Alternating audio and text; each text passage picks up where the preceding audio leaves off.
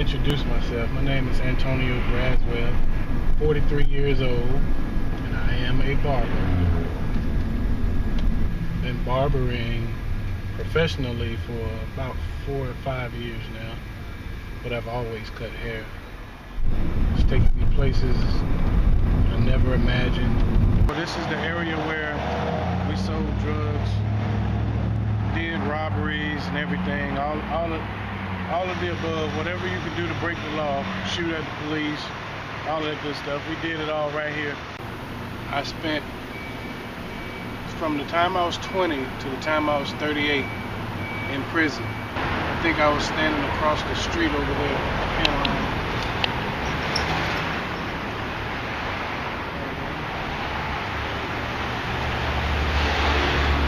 And I shot a gun. My cousin was sitting right here on this very step, and a group of guys that I was shooting at was standing right there where the camera is. I didn't see her, and I didn't hit any one of them, but I hit her, killed her. This is the 19-year-old version of Antonio Braswell. And that's an older version, prison years. I got a Class C life sentence in the Department of Corrections, which was, at the time, 15 years to life, of which I've served 18 years in the Department of Corrections. But from the first day that I served, I knew that I had to make a change. I knew that I had to do something different, or else that would be my life.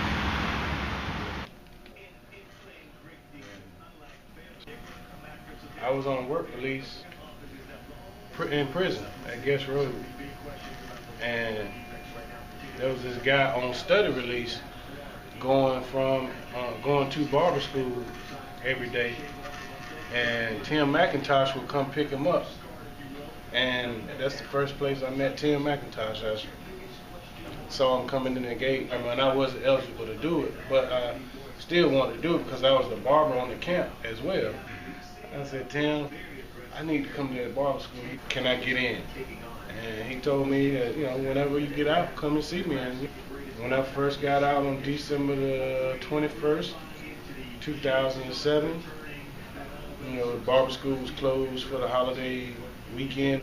They reopened on January the 2nd at 8 o'clock. On January 2nd at 8 o'clock, I was at that school with my barbering book asking how could I get into barbering school. I think I ended up going to school that day. I think I finished school in 10 months. And this is the reason I do this. Just watch this. This is what happens.